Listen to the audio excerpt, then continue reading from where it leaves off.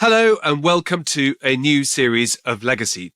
Today we're going to look at one of history's most chilling and best known subjects, the Nazis.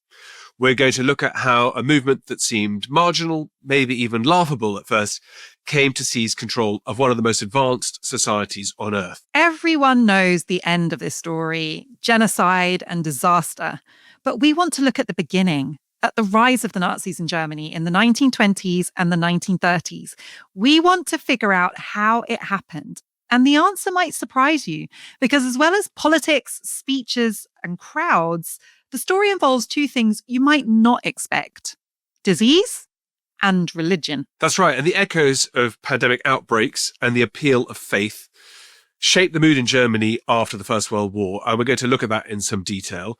And that, combined with humiliation, poverty, despair, created a perfect storm, and a storm into which a charismatic figure stepped. I don't think anyone will be surprised to learn his name, and we'll get to him, but not yet, because first we need to set the scene. So, Peter, know anything about the First World War? I mean, that's a massively rhetorical question, because I know you know a lot. No, I do. I'm really interested in the First World War, partly because I learnt about it so many times at school, but there are lots of things that still don't make a huge amount of sense to me, like how and why the assassination of an Austrian archduke in Sarajevo triggered a sequence of events that left millions of people dead and destroyed European empires, or why it was that generals on both sides, or all the sides in the war, kept sending men to meet pretty much certain death rather than looking for a settlement.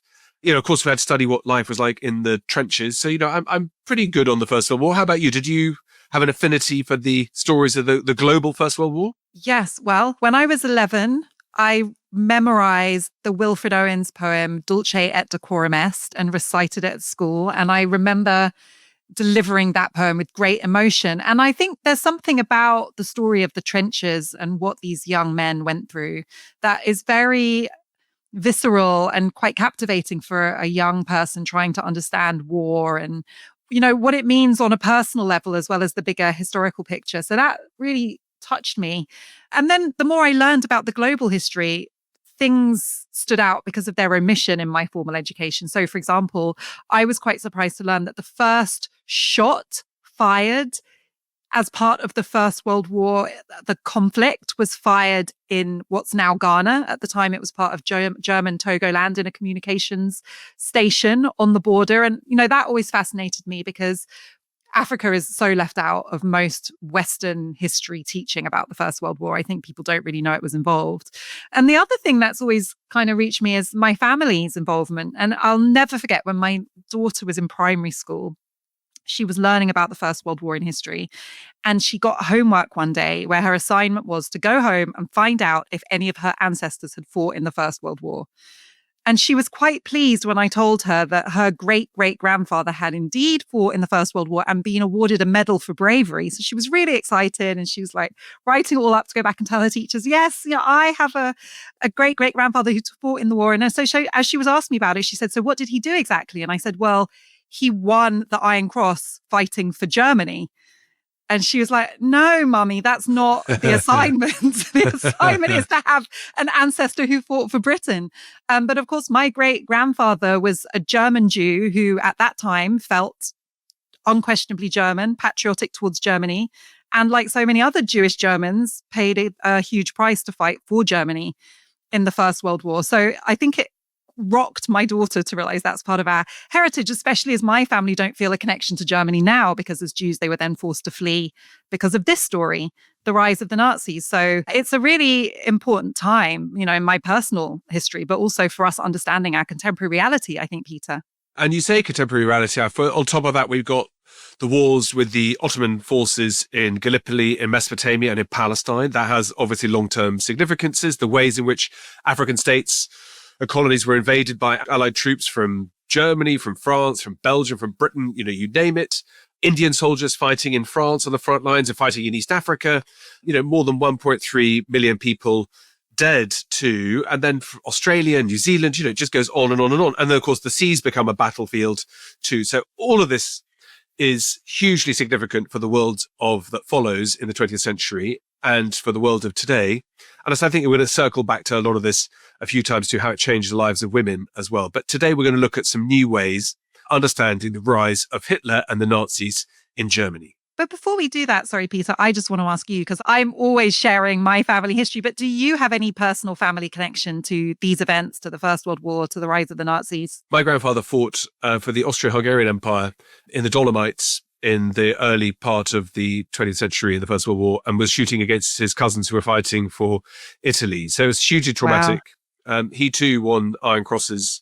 So I'm on the wrong side of history for that side. So the legacies of the First World War in Central Eastern Europe were catastrophic for the creation of Yugoslavia, the creation of Czechoslovakia. And that had a huge impact on making families have to make choices. So it was nowhere near as traumatic as it was for the Jewish populations of Europe. But I think that those legacies of what the war, those chain reactions that rolled through were absolutely enormous. So I think it's really important that we take this one. Not everybody knows that much about the end of the First World War. That's where we're going to start the story, and then to go through to Hitler. So let's start at the beginning of the end and the closing stages of the horrors of the First World War.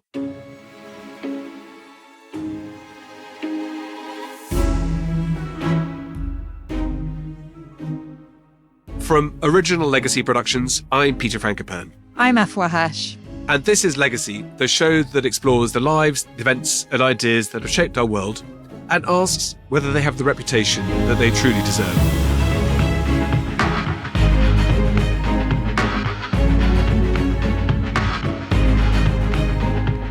This is The Rise of the Nazis, how disaster led to catastrophe.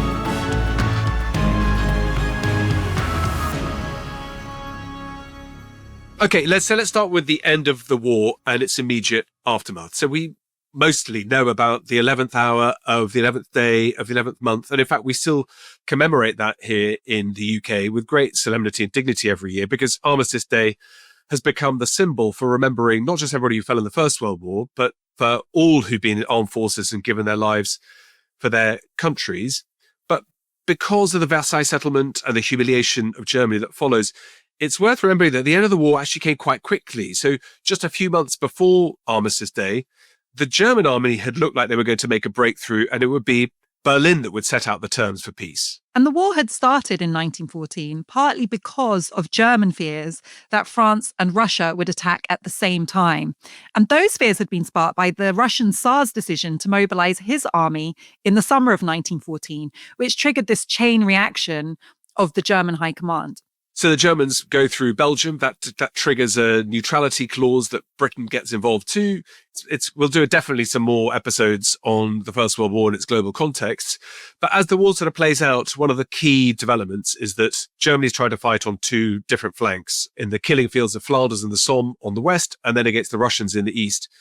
In 1917, though, there are two revolutions in Russia, which dramatically changes the landscape. And after the Bolsheviks take power, Lenin doesn't just withdraw from the war, but hands over vast amounts of territory to Germany. And in practice, what that means is that the German army can be united and can shift all of its weight from two flanks onto one flank in the west. And it looks like that might be decisive for a breakthrough. In the first months of 1918, there were 500,000 troops transferred from the east to the Western Front to launch the Kaiserschlacht, the Kaiser's offensive. And by June, German armies had driven deep into France, reaching the Marne again and threatening Paris. So General Erich Ludendorff, who's the mastermind of the offensive, later says, "We're staking everything on one card." So the Germans are filling up their troops, heading out towards the west. And that gamble very, very nearly works. So in the opening weeks of the offensive, German soldiers smashed through the Allied lines, advancing 40 miles in days. And, remember, in the trenches, people are fighting over, a few yards here and there. And the crisis is so bad that the commander of the French forces, Marshal Foch, says it's the most dangerous crisis of the war. And things are so precarious that Paris starts to be prepared for an evacuation. And in June 1918, the French Prime Minister, Georges Clemenceau, he defiantly declares in the Chamber of Deputies that I will fight before Paris, I will fight in Paris, I will fight behind Paris. So the fact that we're 3 months away from the end of the war where Germany folds, it's quite something. And as an American officer who was watching these events play out put it so powerfully, it was a scene out of Dante. columns of refugees, guns stuck in the mud, and through it all, the grey tide of Germans rolling forward. It looked like the Allies might lose the war, or at least be pushed into a bad settlement. So things from the Western European perspective are not going well. But advancing is difficult because you need your logistics to work. Communications are hard. This is pre-ability to send messages easily backwards and forwards. Troops are exhausted, so they're looting food. Discipline starts to erode. And above all, the Germans don't have the tanks and motor transport to sustain momentum.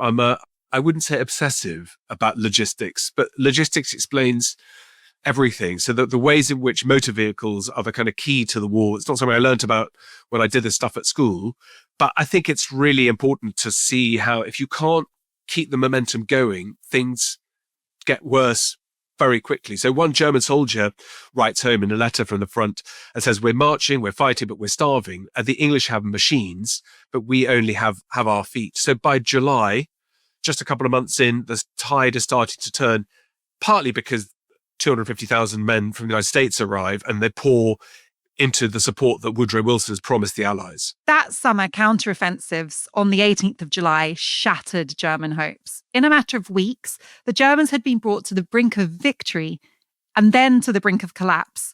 On the 8th of August, a massive Allied attack involving hundreds of tanks, 2,000 aircraft, and 20 divisions of British, French, Canadian, Australian, and other colonial troops broke through. And I just want to add to that, because this is the bit that's so often left out, that the reason that Britain and France were able to summon so much manpower was in part because of their African, West Indian, Indian colonies. So there were lots of Black and brown soldiers who were part of that and who played a really decisive part in this assault, which ended up with more than 16,000 German troops surrendering within a matter of hours. Ludendorff called it the Black Day of the German army. It's all logistics. It's all having mass production. That's the secret of the war is to be able to get your factories to produce the stuff you need. And I guess that has some obvious similarities with what's happened in Ukraine since 2022, to be able to get the manufacturing workforce, materials, designs, and to scale them up allows you to be able to move things forward. And the Germans didn't have that. From that point on, it's basically just a matter of time. What later becomes called the 100 Days Offensive delivers one blow after another that pushes the German army back along the Western Front until the exhausted empire basically has no other choice except for to sue for peace. The first blow fell at Amiens. With tanks rumbling forward through the morning mist, Allied troops began to advance up to 7 miles in a single day. All those scenes of trenches and lives being lost to gain a few feet or inches, quickly becoming a memory. And this left the top brass very focused. General Sir Henry Rawlinson recorded with astonishment, "The enemy's resistance was feeble. We have taken thousands of prisoners." And a lot of this is about momentum, Afua. If you like in everything, it's about confidence. It's about getting the machine moving. And by late August, Allied forces have launched attacks at Arras and at Bapaume. And just a week later, Allies, particularly French and Americans, eliminate the German position that had been threatening Paris more or less since the start of the war. So Frank Richards, a private in the Royal Welsh Fusiliers, writes, "For the first time in 4 years, we felt we were chasing them and not the other way around." So that sense of belief that the war might be coming to an end is also based on the fact that there's a battlefield victory that's coming. And by now, the blows are falling thick and fast. By the end of September, the Allies have breached the Hindenburg Line, Germany's last great defensive barrier, and what the famous Australian war journalist Charles Bean called the mightiest system of trenches, dugouts, and wire ever contrived. By the 5th of October, it was in Allied hands. German soldiers, exhausted and undersupplied, were surrendering in droves. It must have been terrifying, Peter. I think one of the great things about the modern age, Afua, is that we've got these fantastic filmmakers who have made, films like 1917 or All Quiet on the Western Front, that the sound systems in cinemas is so fantastic. In fact, even in home cinemas, your TV has got amazing sound. It gives you a sense of how awful life truly was. And because filmmakers are smart as well, it's not just seeing it through the eyes of the generals, it's seeing what life was like on the ground and in the trenches and of body parts and of the smells and of the horrors and of the suffering. So, I think that suddenly these trenches where people have been fighting for years, the fact that that is sort of giving way must have felt like sand giving way underneath your feet. It must have been terrifying, and also the worry about what's going to come next. And we rarely in Britain really think that much about the German experience. The Germans were the losers. And as we know, it's the victors who get to tell the story. But conditions inside Germany were deteriorating rapidly.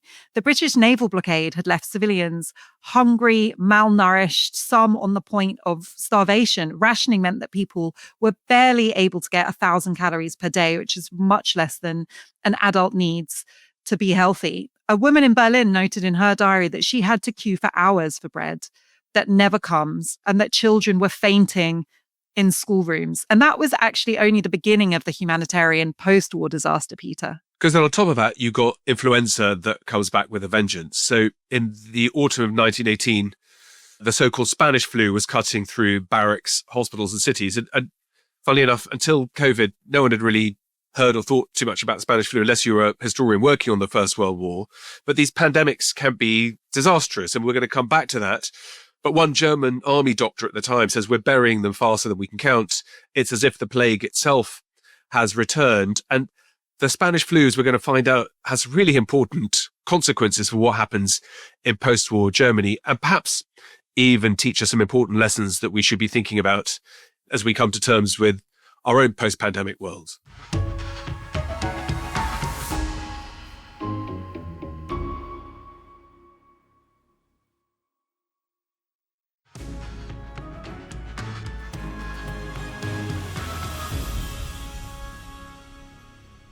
So now we're in a situation in Germany, Peter, where we've got defeat at the front, food in critically short supply, disease and fear ripping through urban populations. Morale has utterly collapsed, and unrest is spreading fast.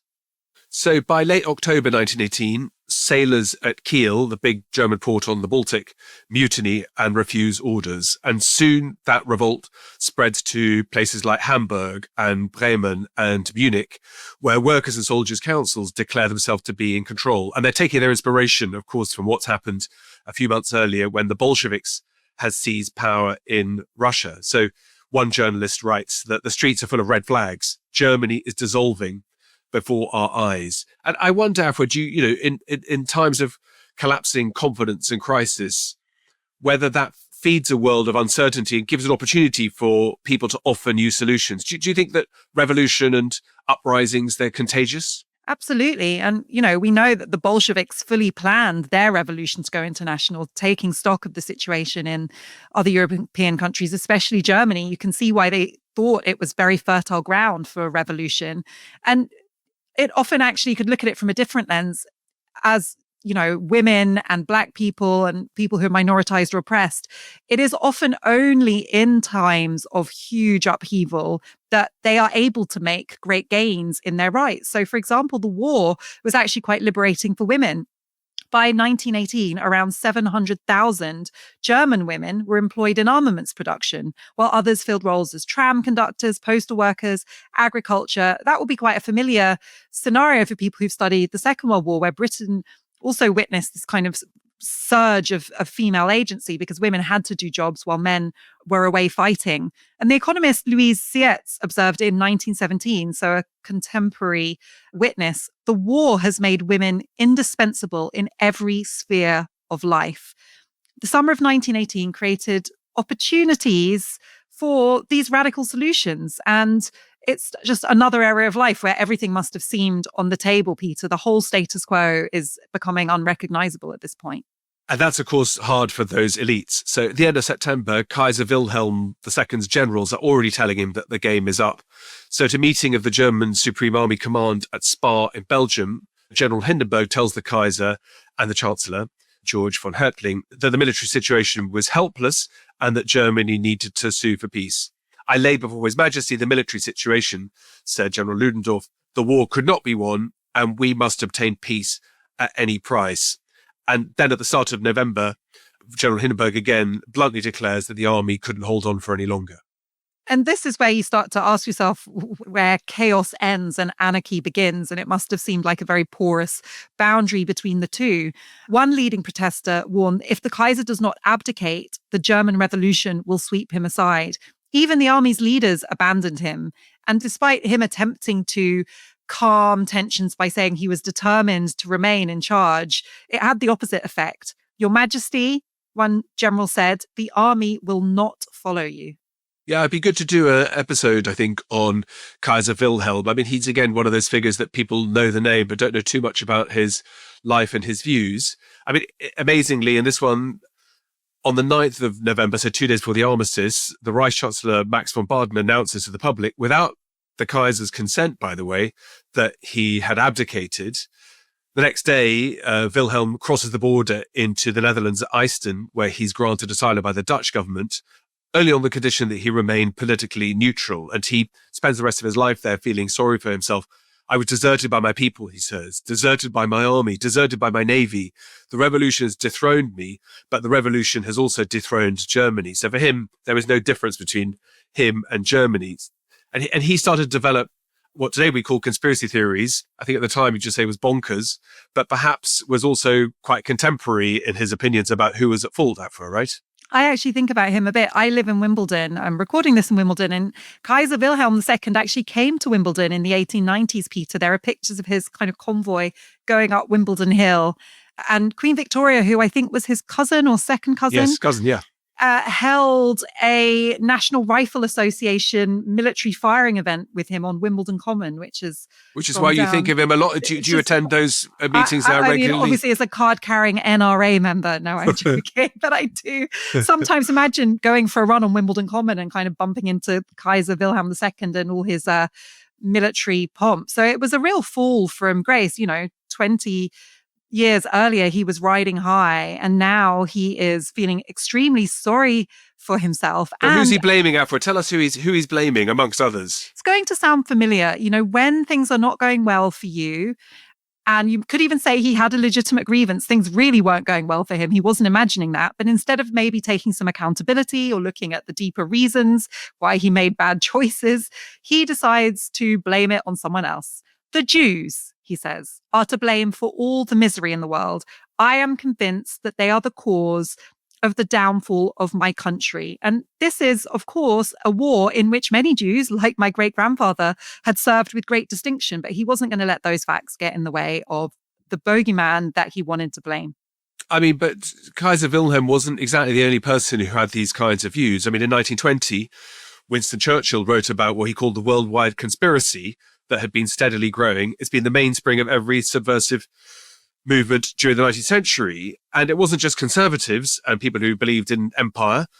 So Beatrice Webb, one of the most important socialist thinkers and activists at the time, wrote about the insidious cosmopolitanism of the Jew, which is a real danger, and that their presence, or Jews' presence in England, is a continual poison. So the Kaiser wasn't just barking mad on his own. I think these kinds of prejudice were baked in. But as you said, Afua, he needs somebody else to blame rather than recognize that perhaps he was the architect of his own demise. And they're baked in, to all European societies, back to the Inquisition. We've talked about Martin Luther and how the Protestant Reformation went hand in hand with these really horrifically depraved anti-Semitic ideas.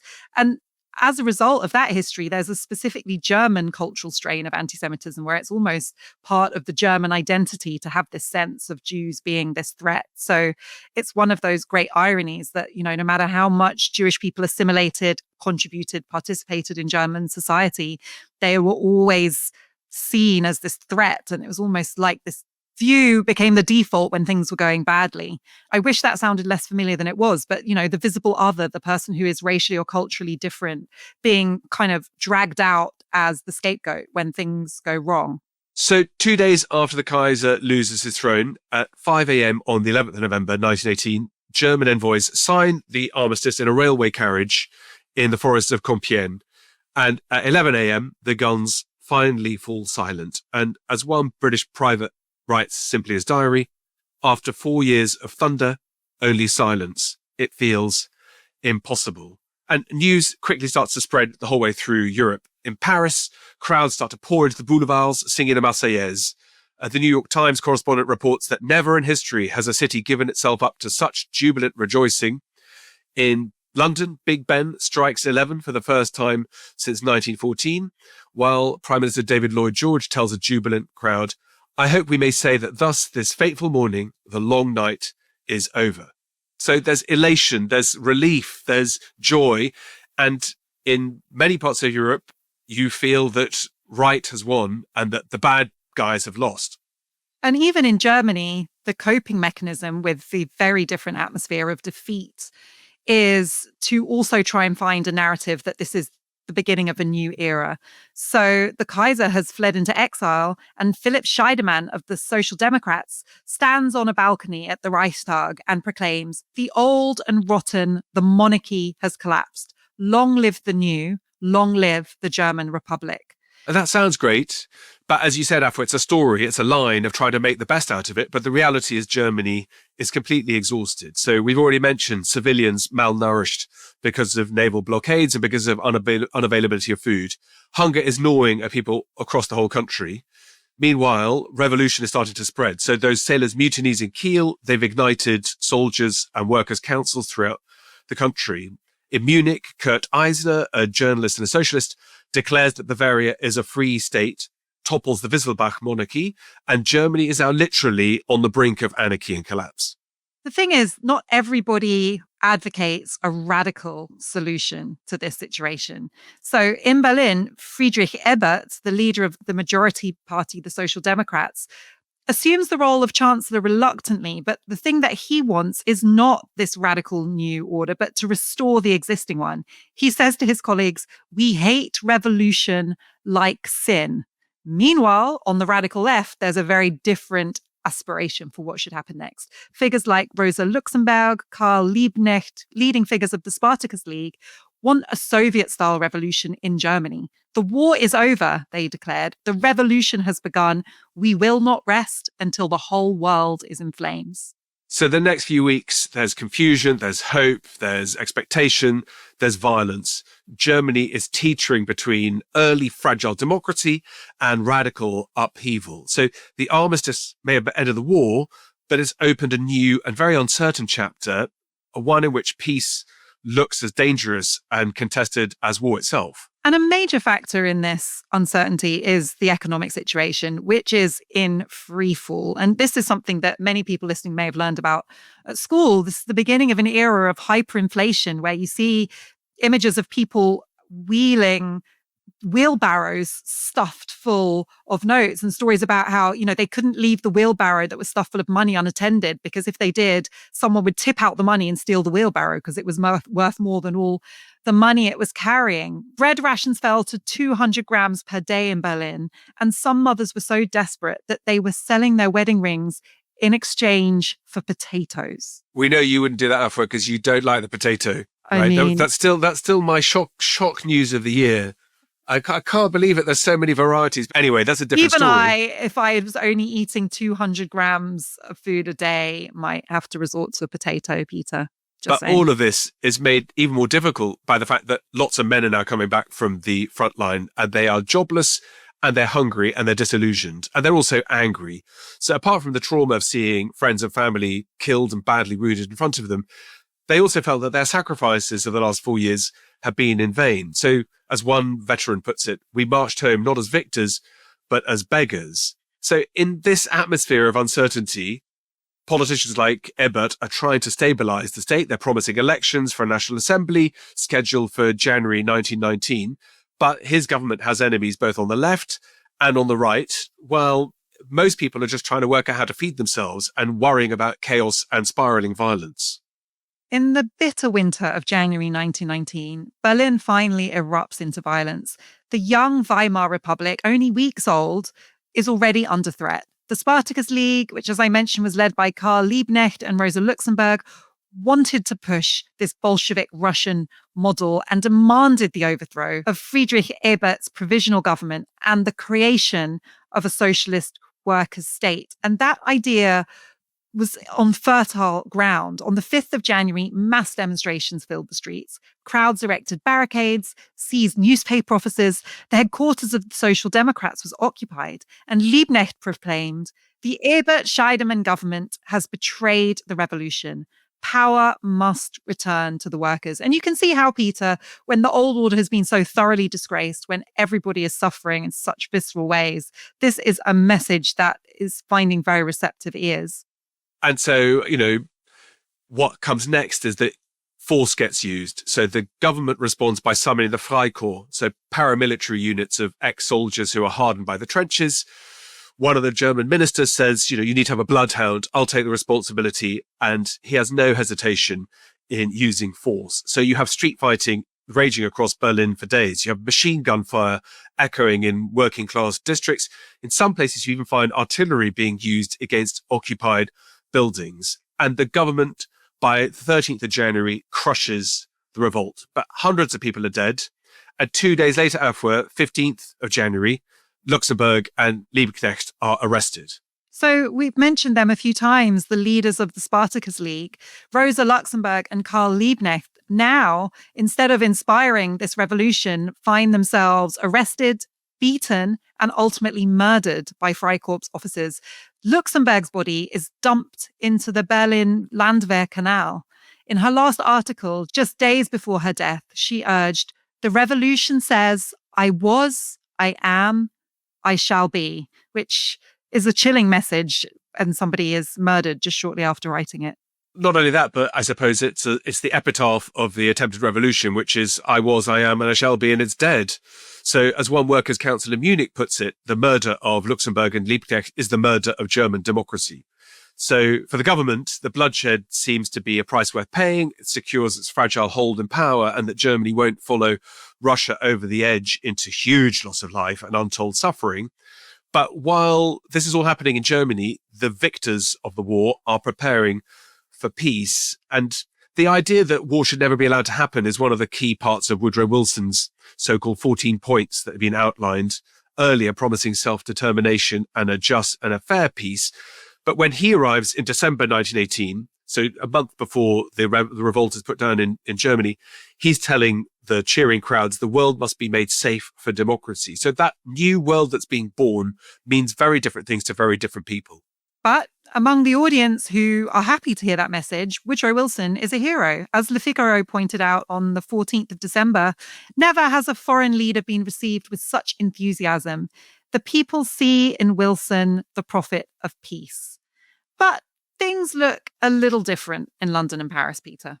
Yeah, in Britain, Lloyd George has campaigned for a December general election with the promise that he would get retribution and compensation from those who've been defeated. Germany must pay to the utmost farthing, he said in a speech, that basically is stoking public anger and brings to life the idea that there should be a financial settlement and that the people who are going to pay will be the Germans. And that's something that is being told in France too. So the Premier, Georges Clemenceau, there is also uncompromising, saying in December also, Germany shall never again be able to disturb the peace of the world.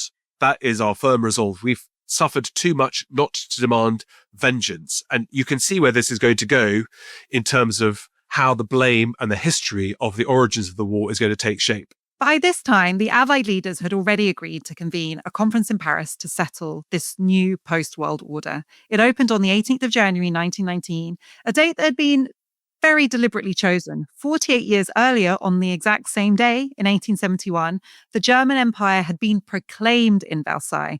So this was a very pointed and barbed way of saying it was time to unravel the project that had been started decades earlier, when at that time it had been the humiliation of France after the Franco-Prussian War. This is a little bit vindictive, no?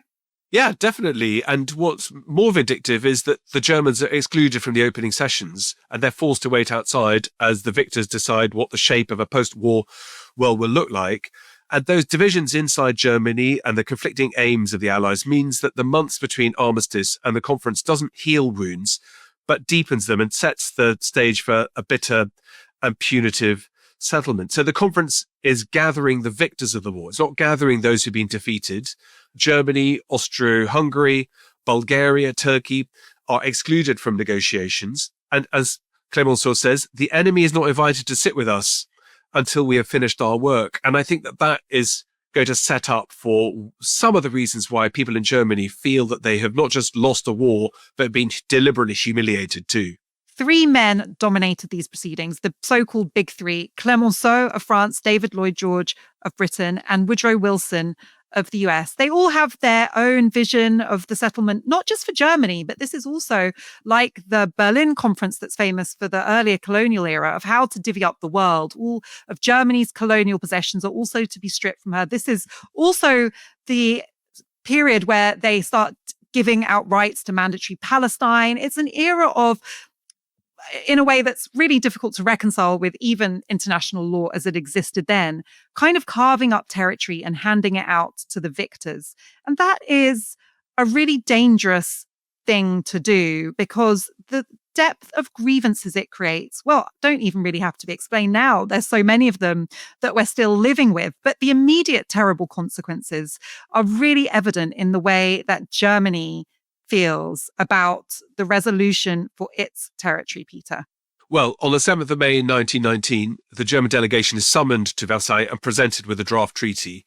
And the German foreign minister, Ulrich von Brockdorff-Rantzau, reads the response and then stands pale and nervous and says, "We're under no illusions as to the extent of our defeat, but we protest at being treated as the only guilty nation." And the Germans are given 3 weeks to respond. And the Allies, that's just too bad. When the German negotiators say that it's impossible to repay reparations or pay back the penalties, Clemenceau just says, the law is hard, but it is the law. So the Germans are backed into a corner and they're given an ultimatum. They're told, if the German government does not sign the treaty as it stands, hostilities will recommence and Germany will find herself confronted with a situation worse than before. And the Germans believe that. I mean, that's the division of Germany, at least into a splintering of states, but possibly into the carving up completely of mainland Europe. Germany is in such a weak position that it's ultimately at the mercy of all of the Allied powers. And they'd each had these different approaches. You know, France wanted the Rhineland, the Americans wanted self-determination, the Europeans wanted punishment, and Germany's essentially getting hit with all three. And so little leverage on its own side that it feels it has no choice but to agree to this terrible deal. So on the 29th of June, 1919, in the Hall of Mirrors at Versailles, Germany signs the treaty. And the symbolism could not be more brutal or direct. It's the exact same room where Bismarck had declared the German Empire in 1871. Now, the Hall of Mirrors is witnessing Germany's ultimate humiliation.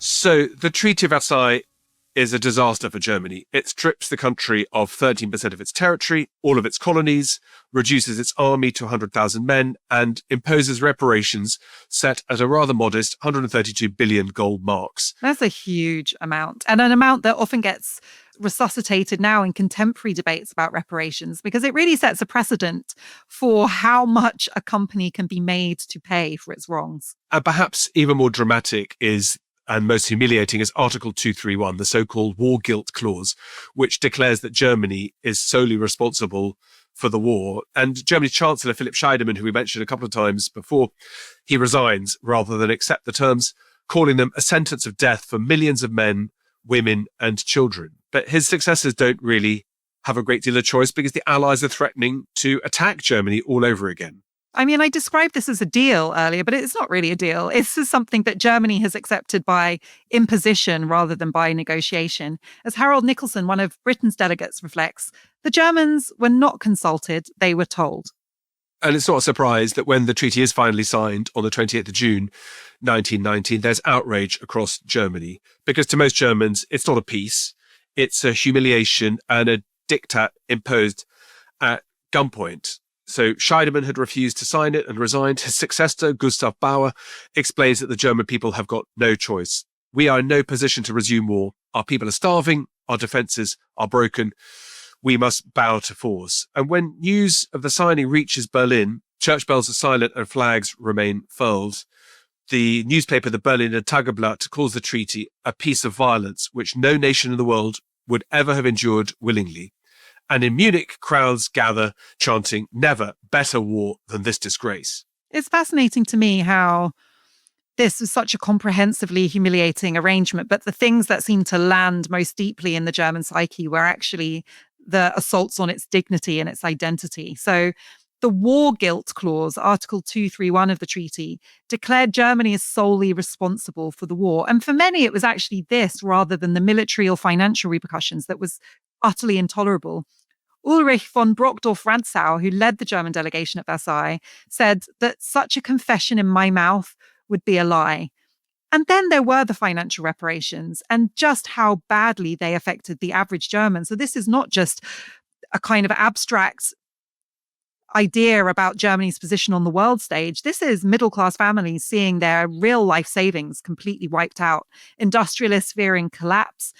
This was personal theft, as many German families felt it, that they themselves may have played no role in the war other than having male family members who were called on to fight, were now personally having to repay this debt that was set with no consultation with Germany, but by the Allied powers in Versailles. And there's particular anger with Veterans Association because of the betrayal or perceived betrayal by the government. And it fuels the so-called Dolchschusterlegende, the sort of the stab in the back myth that the Germans had actually been let down by their own politicians, by their own people. And that version becomes established in Germany, that the Germans hadn't been beaten in the field, but had been betrayed by weak politicians, by socialists and by Jews. So as a veterans pamphlet puts it in 1920, our army stood undefeated in France. The fatherland was stabbed in the back from behind in Berlin. And that catches across the whole political spectrum. So you have the nationalist right vowing revenge, the conservatives talking about the Republic as being led by November criminals who'd surrendered meekly. And on the left, even the Social Democrats admit that the terms are harsh. And Ebert, the president of Social Democrats, tells the Reichstag, this treaty is unjust, but we have to live with it. And that sets together a sort of sequence of factors that are going to have dramatic consequences. The Weimar Republic is born at this moment in history out of not hope or vision, but out of defeat, revolution, and humiliation. By January 1919, the country has already held elections for a National Assembly to draft a new constitution. More than 80% of women are eligible to vote for the first time, which is a democratic landmark in female participation.